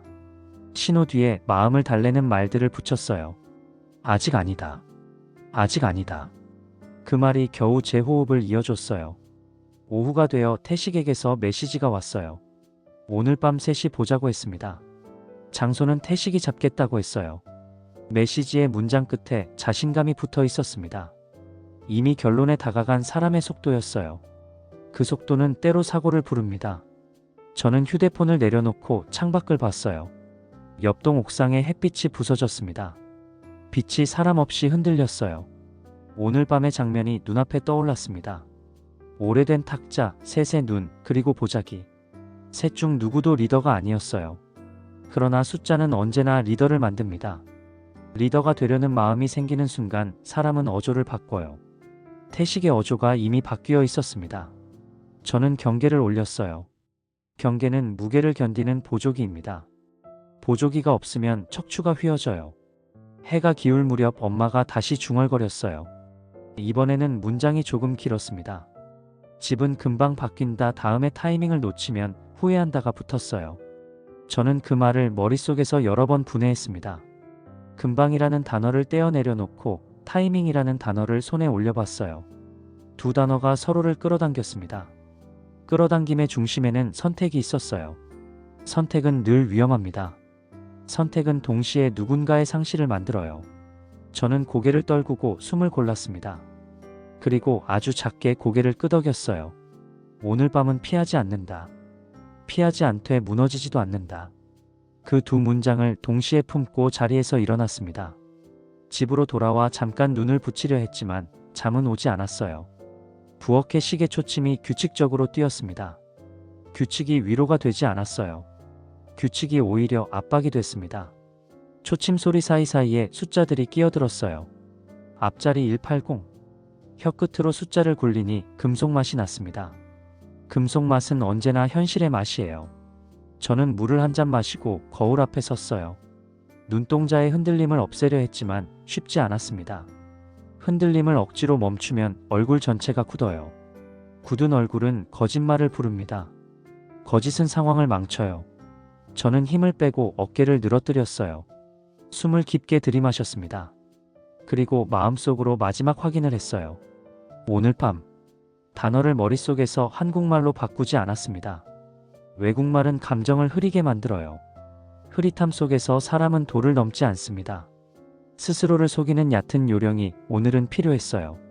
작은 여관방의 공기는 오래된 이불 냄새와 따뜻한 금속 냄새가 뒤섞여 있었어요. 탁자 위에 놓인 주전자에서 김이 아주 얇게 올라와 사라졌습니다. 저는 의자 등받이에 등을 붙인 채 호흡을 고르게 했어요. 오늘 여기서 끝을 보자고 마음속으로 반복했습니다.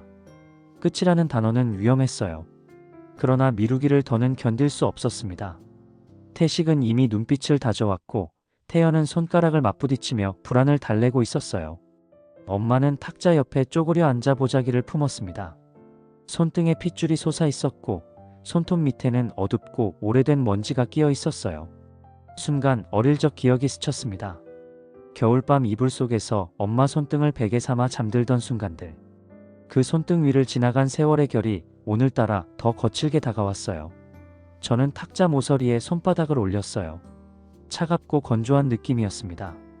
말은 아껴야 했어요. 말이 많아질수록 본질은 틈으로 빠져나가거든요. 그래서 고개만 아주 조금 끄덕였습니다. 준비됐다는 신호였어요. 태식이 곧바로 파일을 꺼내 탁자에 펼쳤습니다. 흑백 복사물의 글자들이 칼처럼 반짝였어요. 감정평가표와 보상산식과 확정통지의 사본. 그는 손가락으로 특정행을 짚었습니다. 숫자들이 빼곡했어요. 저는 그중 앞자리 몇 개만 보았습니다. 눈이 그 자리를 지날 때 심장이 가볍게 흔들렸어요. 숫자는 설명을 요구하지 않았습니다. 숫자 앞에서 사람은 금방 침묵해요. 침묵은 동의와 같을 때가 있습니다. 태연이 그 숫자에 시선을 오래 붙이고 있다가 천천히 고개를 돌렸어요. 저와 눈이 마주쳤습니다. 둘 다 아무 말도 하지 않았어요. 그때 엄마가 움직였어요. 느리지만 단호한 리듬이었습니다. 보자기를 무릎 위로 올려놓고 매듭을 풀 준비를 했어요. 저는 숨을 멈췄습니다. 천의 결이 손끝에서 미세하게 떨렸어요. 오래 만져 광택이 돌던 모서리가 햇빛을 받아 옅게 번들거렸습니다. 매듭 하나가 풀릴 때 방 안 공기가 반 박자씩 늦게 따라왔어요. 천이 벌어지는 소리는 없었지만 저는 분명 그 소리를 들었습니다. 제 몸 안쪽의 소리가 바깥의 소리를 대신했어요. 마지막 매듭이 느슨해진 순간 엄마는 잠깐 손을 멈췄습니다. 우리 셋의 눈이 같은 지점에 몰렸어요. 시간의 바늘이 멈춘 듯 했습니다. 엄마가 천을 살짝 젖혔어요. 종이의 가장자리가 먼저 모습을 드러냈어요. 질긴 섬유질이 느껴지는 오래된 종이였습니다. 도장은 붉은 기운을 거의 잃지 않았어요. 글자는 보상이라는 단어를 중심으로 정갈하게 줄을 서 있었습니다. 그 아래 칸에 숫자가 놓여 있었어요. 숫자는 제 호흡보다 크고 제 생각보다 분명했습니다. 머릿속에서 계산이 자동으로 작동했어요. 이 돈은 집 몇 채의 값이고 대출 몇 줄을 지우고 몇 년치 생활을 바꿀 수 있다. 그 계산이 끝나기도 전에 다른 종이가 겹쳐 나왔어요. 지급 확인과 계좌 이동 내역과 불복 절차 종결의 표시. 한 장 한 장의 종이가 과거의 시간들을 지나 현재로 들어와 탁자 위에서 새로운 순서를 만들었습니다. 저는 손등으로 땀을 훔쳤어요. 손바닥이 축축했습니다. 현금 다발은 종이들 사이 깊숙이 숨어 있었어요. 엷은 흙냄새가 났습니다. 숫자가 적힌 끈이 감겨 있었지만 끈은 느슨했고 표면에는 생활의 먼지가 묻어 있었어요. 엄마가 그 다발을 따로 꺼내지는 않았습니다. 손끝이 스치기만 했어요. 그 손끝의 움직임에서 애착과 경계와 피로가 동시에 흘렀습니다. 태식이 의자를 끌며 몸을 앞으로 기울였어요. 태연이 무의식적으로 그 팔을 잡아당겼습니다. 팔과 팔이 닿은 지점에서 열이 올라왔어요. 저는 그 열을 피해 시선을 종이에 고정했습니다. 글자와 숫자만을 보려 했어요. 그러나 숫자는 사람의 얼굴을 자꾸 데려왔습니다. 우리 셋의 얼굴과 엄마의 얼굴과 과거의 동네 사람들의 얼굴. 숫자 위로 얼굴들이 겹쳤다 지워졌어요. 엄마가 입술을 움직였어요. 소리는 작았고 문장은 끊겼습니다. 그래도 의미는 충분히 전달됐어요. 누구에게도 빼앗기지 않으려 했다. 누가 가까이 오는지 보려고 이 꼴로 다녔다. 집은 금방 바뀐다. 사람 마음도 금방 바뀐다. 기다리면 안 된다. 그 말들이 서로 다른 시점의 숨결을 달고 하나로 이어졌어요. 저는 고개를 들었습니다. 엄마의 눈은 젖어 있었고 빛은 있었지만 온기는 적었어요.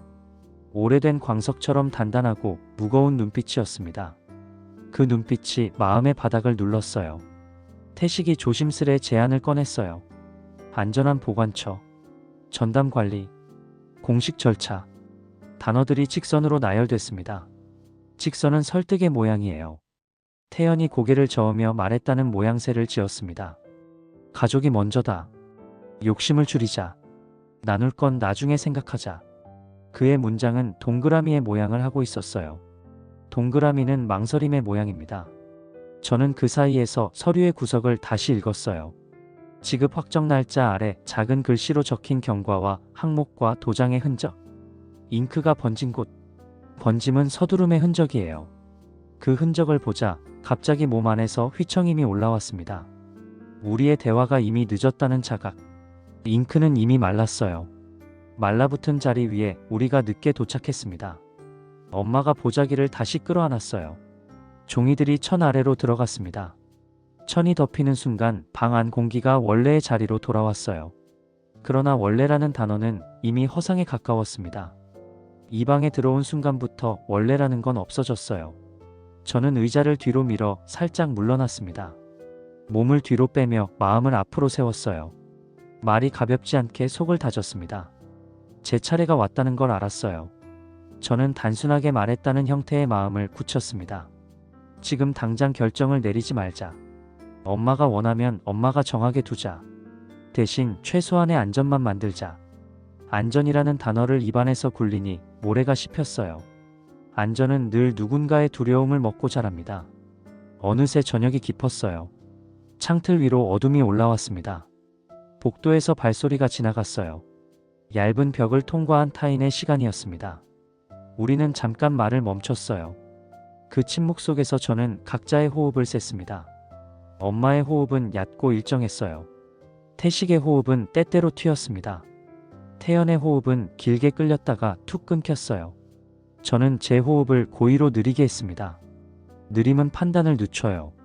오늘 늦추지 않으면 내일이 사라질 것 같은 예감. 그러나 지금 서두르면 모든 것이 부서질 것 같은 예감. 두 예감이 동시에 몸을 잡아 끌었어요. 그러다 엄마가 마침표를 찍듯 눈을 감았습니다. 그 눈꺼풀의 무게가 방안의 결론을 미뤘어요. 미루는 결론이 이 밤의 유일한 합의였습니다. 우리는 고개를 끄덕였어요. 각자 다른 의미의 끄덕임이었습니다. 저는 자리에서 일어나 천천히 문으로 향했어요. 문고리를 잡는 순간 손끝이 차가웠습니다. 금속의 서늘함이 뼛속으로 스며들었어요. 저는 그 냉기를 기억하려 애썼습니다. 오늘의 감각을 잊지 않으려는 몸부림이었어요. 다음 날 아침 공기가 유난히 묵직했어요. 창문을 열자 습기가 먼저 들어왔습니다. 저는 부엌 의자에 앉아 컵에 물을 채웠어요. 물 표면이 얕게 떨렸습니다. 밤새 쌓인 생각의 잔열이 여전히 남아있는 듯 했어요. 휴대폰은 조용했습니다. 형제에게서도 소식이 없었어요. 조용함은 곧 돌발을 예고합니다. 그런 경험을 여러 번 했어요. 오늘은 어떤 모양의 돌발이 올지 짐작할 수 없었습니다. 다만 준비되지 않은 사람처럼 보이고 싶지 않았어요. 저는 지갑 속에 넣어둔 엄마의 메모를 꺼내 펼쳤습니다. 집은 금방 바뀐다. 손가락으로 그 글씨를 따라갔어요. 글씨의 획마다 근육이 있었습니다. 근육은 단련의 흔적이에요. 엄마는 늘 단련된 사람의 표정을 가지고 살았습니다. 그 표정의 근원이 무엇이었는지 이제는 조금 알 것 같았어요. 오후에 엄마가 부른다는 연락이 왔어요. 장소는 처음 그 여관방이었습니다. 해가 기울 즈음 도착하니 복도의 공기가 전날보다 더 축축했어요. 문을 열고 들어가자 엄마가 탁자 앞에 앉아 있었습니다. 보자기는 여전히 품에 있었지만 매듭이 전날보다 느슨했어요. 태식은 의자를 바짝 끌어당겨 앉아 있었고 태연은 창가 쪽에 서서 바깥을 바라보는 척했습니다. 저는 문을 닫고 등줄기에 땀을 훔쳤어요. 방 안의 시선이 서로를 피해 흐르다가 같은 지점으로 모였습니다. 엄마의 입술. 오늘은 엄마가 먼저 말할 차례였어요. 엄마는 숨을 길게 내쉬었어요.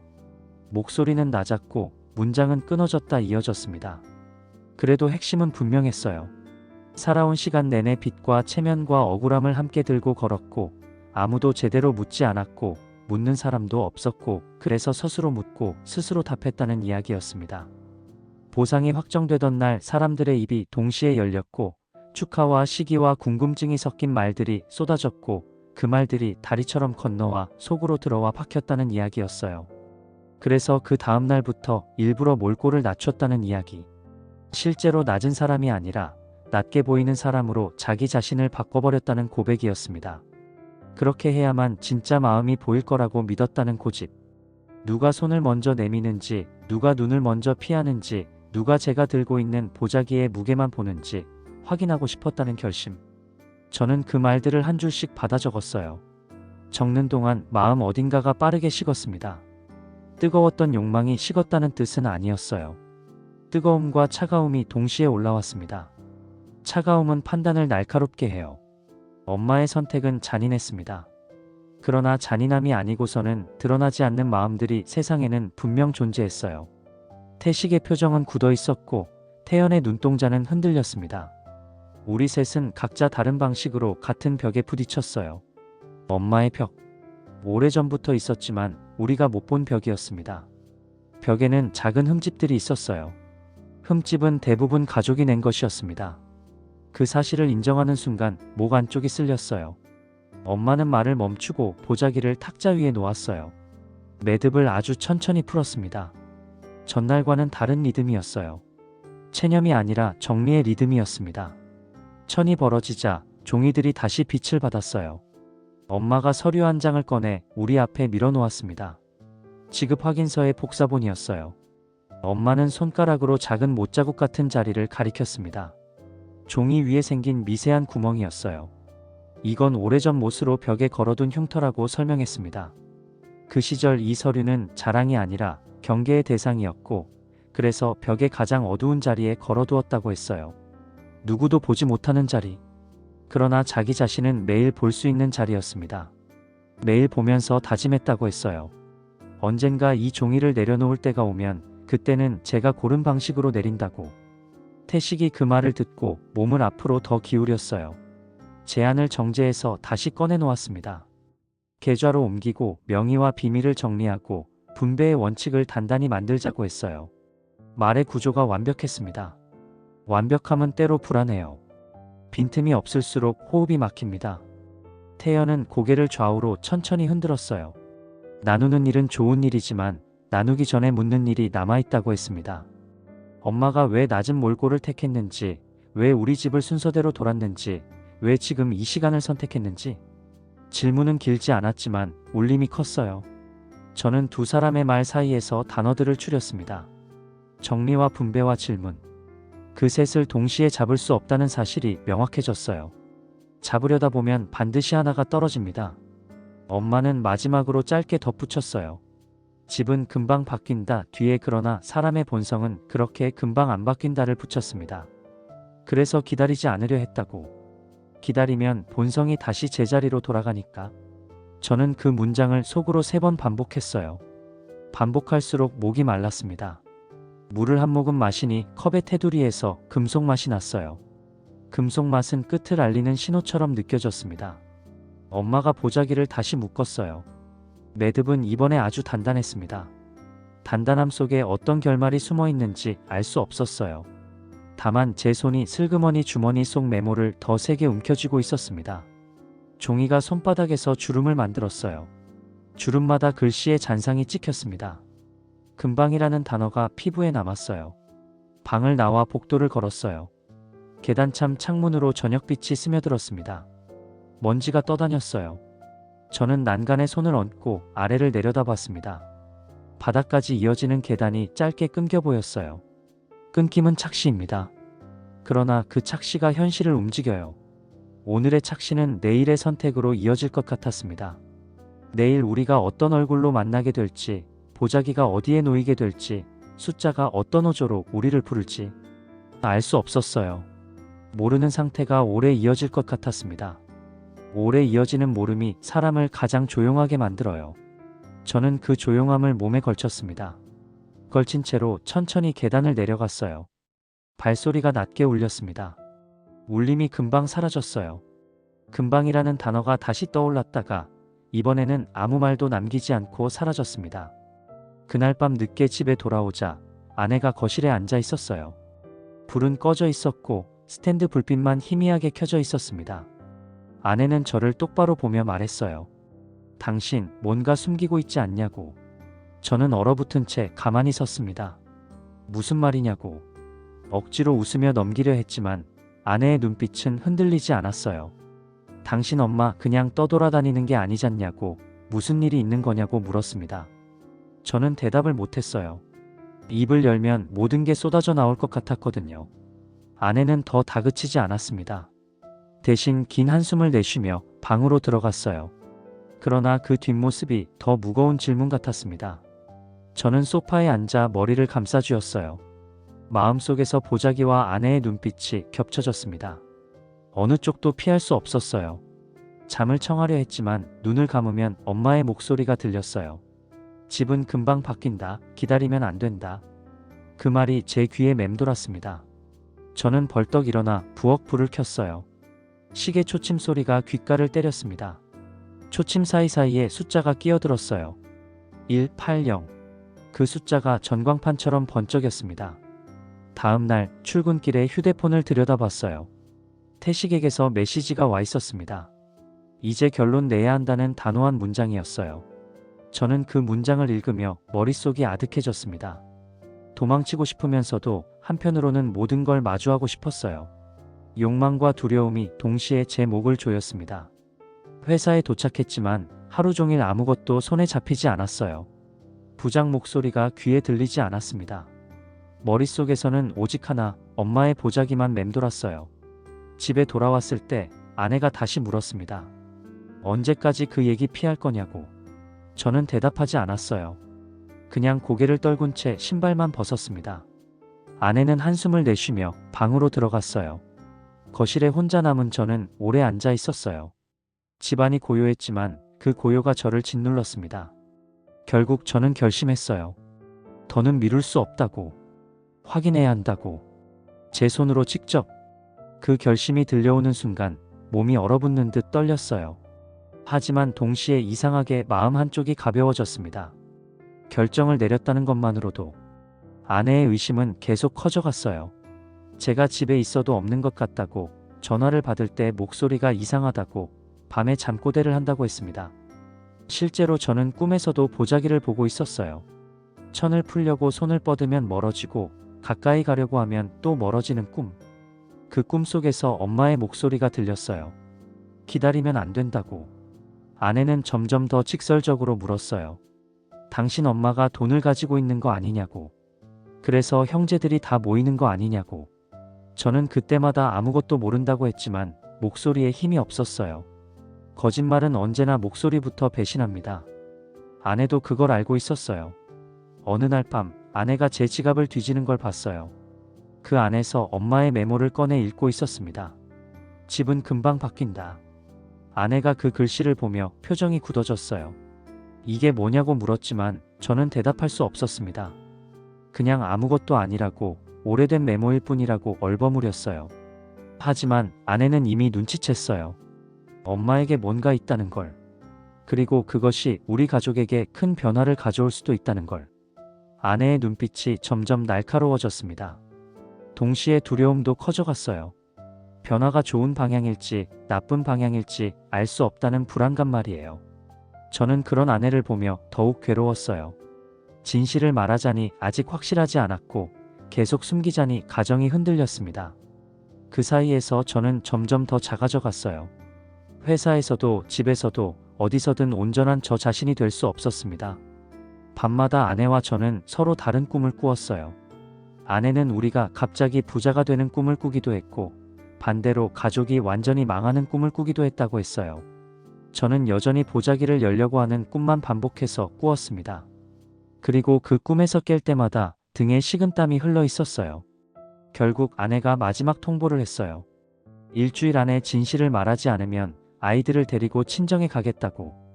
그 말을 들은 순간 저는 모든 게 무너지는 기분이었습니다.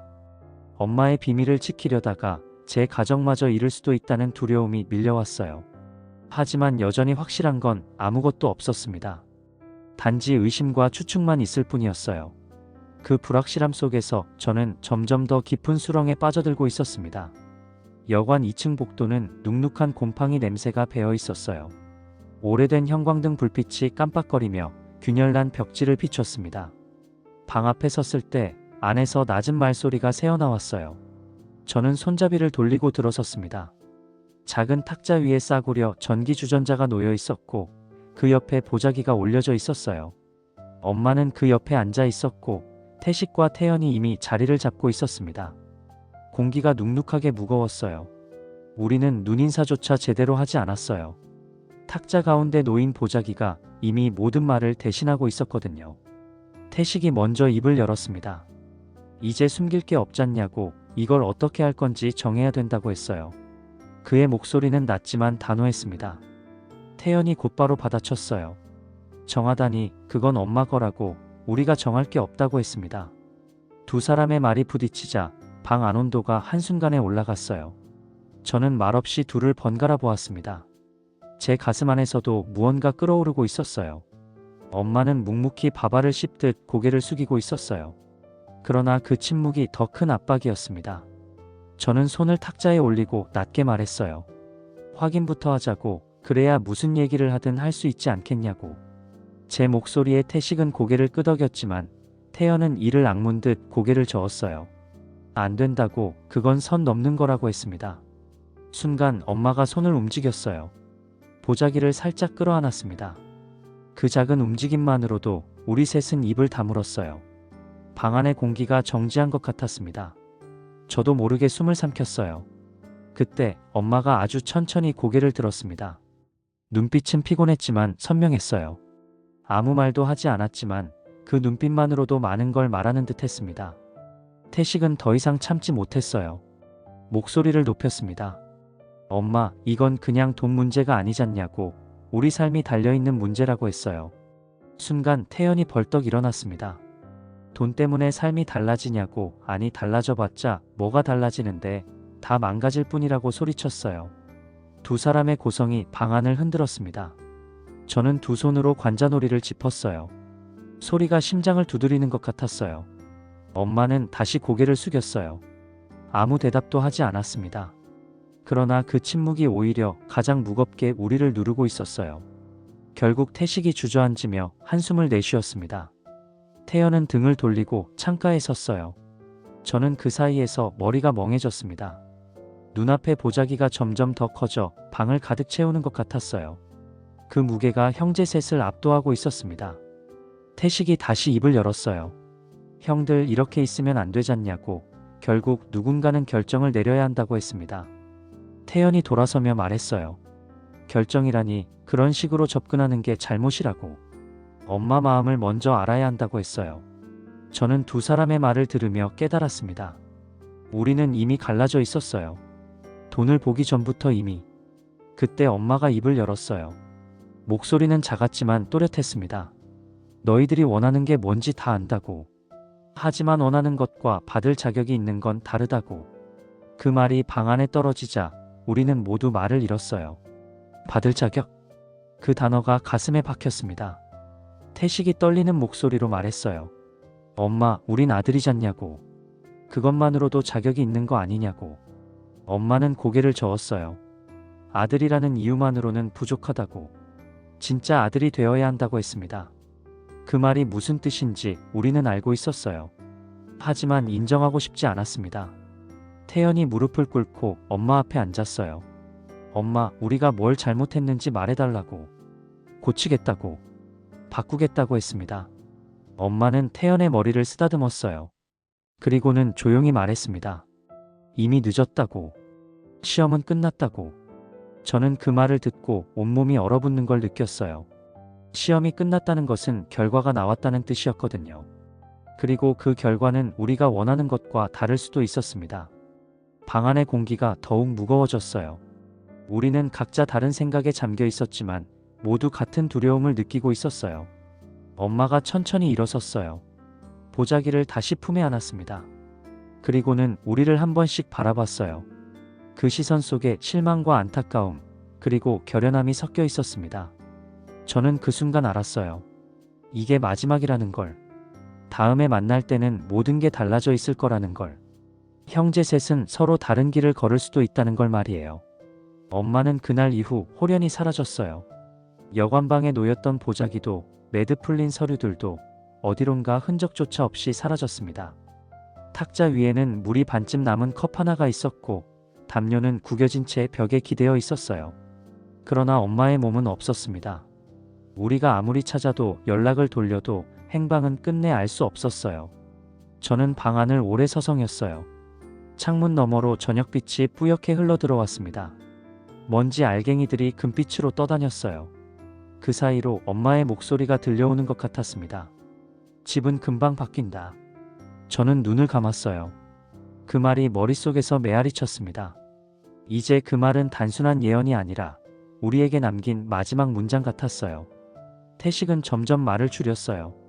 처음엔 자료를 뒤지고 변호사와 통화하며 분주했지만 시간이 갈수록 침묵이 길어졌습니다. 한 번은 술에 취해 제게 말했어요. 형, 엄마가 우릴 바보로 만든 거 아니냐고, 아니면 시험 본 거냐고. 그 목소리엔 분노와 허무가 뒤섞여 있었어요. 저는 대답하지 않았습니다. 사실 저도 같은 생각을 했거든요.